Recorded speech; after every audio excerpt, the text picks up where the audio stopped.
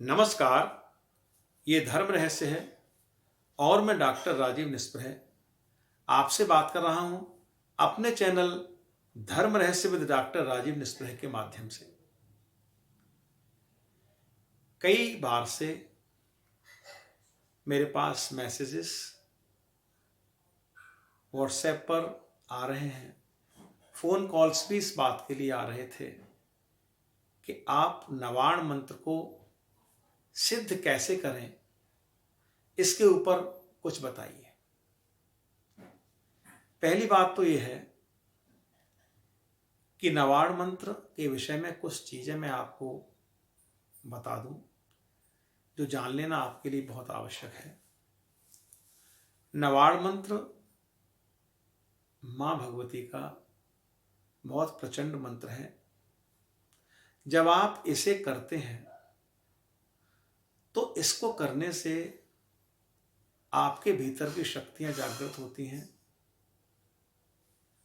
आपके मूलाधार चक्र से लेकर सहस्त्रार तक जो 7 चक्र हैं, शक्ति चक्र हैं, इनमें ऊर्जा प्रविष्ट होकर इनको जागृत करना प्रारंभ करती है। आपके भीतर एक ऐसी शक्ति का संचार होने लगता है जिससे धीरे धीरे आपकी अट्रैक्शन पावर, आपकी पॉजिटिव एनर्जी, ये सब कुछ बहुत ज़्यादा बढ़ जाती है। या ये मान लें कि माँ भगवती की कृपा आप पर साक्षात होने लगती है। तो आप इस मंत्र को करने से पहले कुछ चीज़ें जान लें, किस तरीके से हम करेंगे और क्या इसके हानि लाभ हैं, उसका सम्यक रूप से विचार करके आपको करना है। पहली बात तो यह है कि नवाण मंत्र क्या है, ये समझ लीजिए। ओम ऐम ह्रीम क्लीम चामुंडाई विच्चे, ये नवाण मंत्र कहलाता है। हालांकि इसमें जो नवाण मंत्र है वो केवल ऐम ह्रीम क्लीम चामुंडाई विच्चे इतना ही है। ओम ब्रह्मांड का मंत्र है। ओम लगा देने से इस मंत्र की शक्ति कई गुना ज़्यादा और बढ़ जाती है। हालांकि कुछ लोग इसमें ओम लगाते भी हैं, कुछ लोग ओम नहीं भी लगाते हैं। आप भी इस बात के लिए पूरी तरह स्वतंत्र हैं कि आप ओम लगाएं या न लगाएं। लगा भी सकते हैं और नहीं भी लगा सकते हैं। इसके लिए आप किसी योग्य व्यक्ति से, किसी योग्य गुरु से एक परामर्श भी ले सकते हैं कि ये हम इस तरीके से इसको करना चाहते हैं। अब दूसरी बात आती है कि इस मंत्र को हम किस प्रकार, किस माला से और सिद्ध करने के लिए क्या इसमें करें। देखिए, जो हम आमतौर पर मालाएं प्रयोग करते हैं उसमें रुद्राक्ष की माला है, लाल चंदन है, स्फटिक है, तुलसी की माला है, कमलगट्टे की माला है। रुद्राक्ष की माला को मूल रूप से या प्राथमिक रूप से प्रयोग करते हैं। तो इसमें भी अलग अलग चीज़ें हैं। ये जो व्यक्ति इस मंत्र को सिद्ध कर रहा है, इस मंत्र का जाप कर रहा है, उस व्यक्ति के प्रवृत्ति पर निर्भर करता है कि जैसे वो किस धारा को मानने वाला है। अगर आप शैव मत को मानने वाले हैं या शाक्त मत को मानने वाले हैं या गाणपत्य मत को मानने वाले हैं, गणेश जी को मानने वाले हैं, तो आप रुद्राक्षी माला का प्रयोग कर सकते हैं। अगर आप रामानंदी पंथ के हैं या कहना चाहिए कि वैष्णव पंथ को मानने वाले हैं, तो आप इसमें तुलसी की माला का प्रयोग कर सकते हैं या चंदन की माला का प्रयोग कर सकते हैं और भी चीज़ों का प्रयोग कर सकते हैं। तो ये अलग अलग संप्रदाय, अलग अलग धाराओं के ऊपर निर्भर करता है।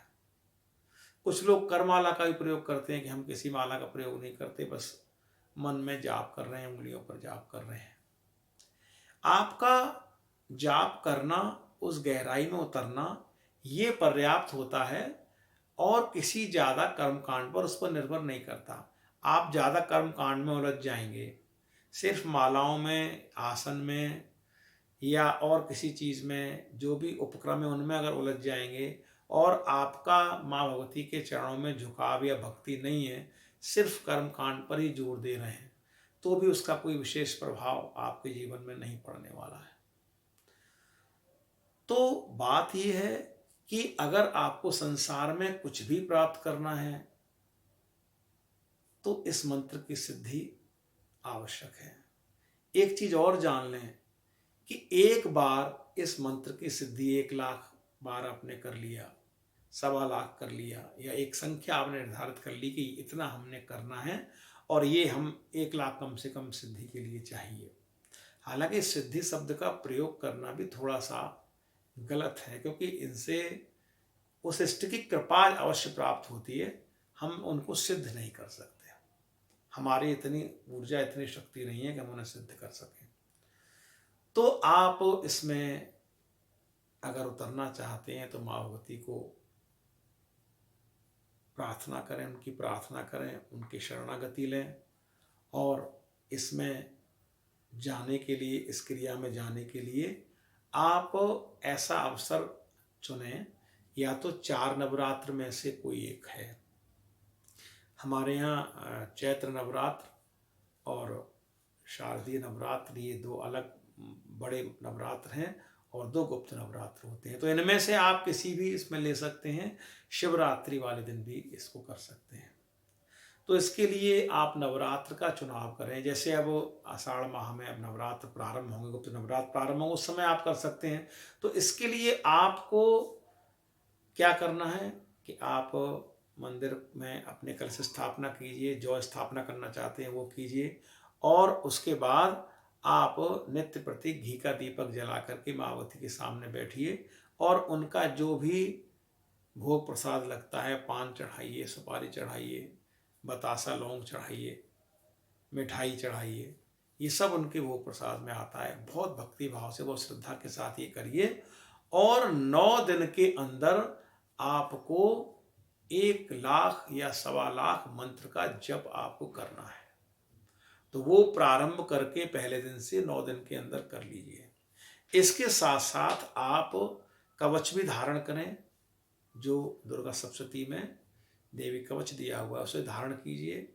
कवच के साथ अगला स्तोत्र, कीलक स्तोत्र, ये भी अगर आप धारण करते हैं तो इससे भी आपकी शक्ति बढ़ती है। कवच को धारण करने से ऐसा होता है कि जो आपके कार्य में विघ्न डालने वाली विध्वंसक शक्तियां, जो नेगेटिव एनर्जीज हैं, वो आप पर प्रभाव न डाल सके। इसलिए अगर आप कवच धारण करते हैं इस मंत्र को करने के साथ, तो वो आपके लिए ज़्यादा आवश्यक है।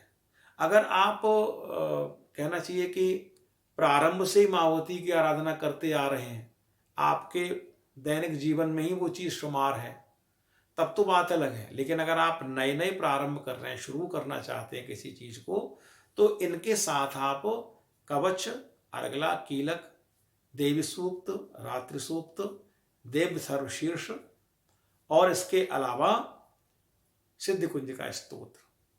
यद्यपि सिद्धि कुंज का स्तोत्र अपने आप में सभी की काट है, पूरा अपने आप में, उसके साथ फिर कवच, अर्गला, कीलक, इन किसी की भी आवश्यकता नहीं होती। लेकिन प्रश्न आवश्यकता का नहीं है, प्रश्न आपकी शरणागति का है, प्रश्न आपके समय देने का है। आपका किस तरह का समय है, कितना समय आप दे सकते हैं, उसके ऊपर निर्भर करता है। तो ये आप कर सकते हैं, ठीक है ना। माला का मैंने आपको बता दिया, वो आप घी का दीपक जलाइए।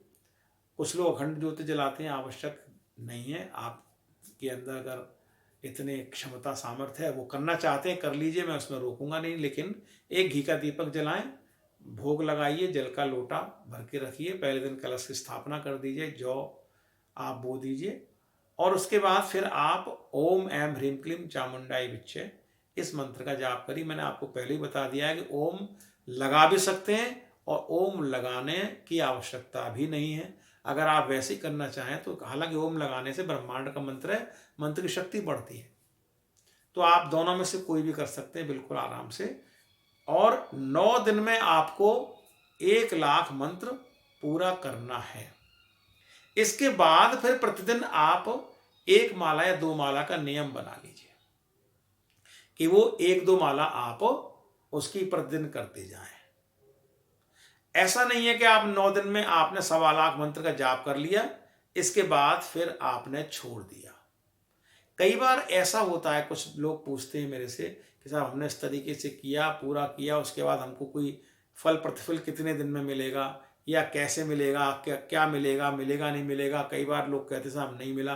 देखिए, एक बात आप ध्यान रखें, मंत्र की जो संख्या है जो आपने की है वो कभी खाली नहीं जाता, उससे आपकी शक्ति जागृत होनी तय है। बिल्कुल 1000% मैं आपसे इस बात की गारंटी ले रहा हूं कि तय है।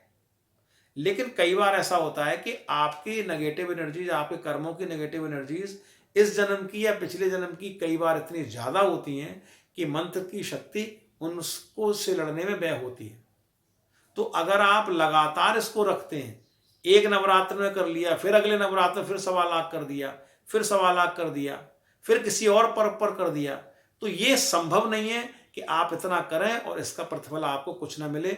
ये मैं बात नहीं मान सकता। आप निश्चित रूप से मिलेगा।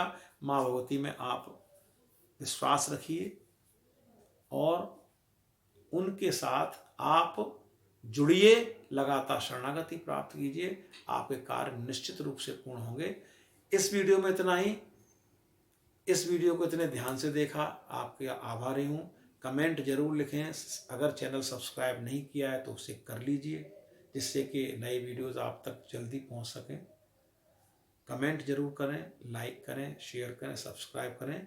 अगले वीडियो में मैं आपको ये बताऊंगा कि नवरात्र या किसी भी पर्व पर इस नवाण मंत्र के द्वारा अपनी विश को, अपनी इच्छा को किस प्रकार पूरा कर सकते हैं। नमस्कार, शुभ रात्रि।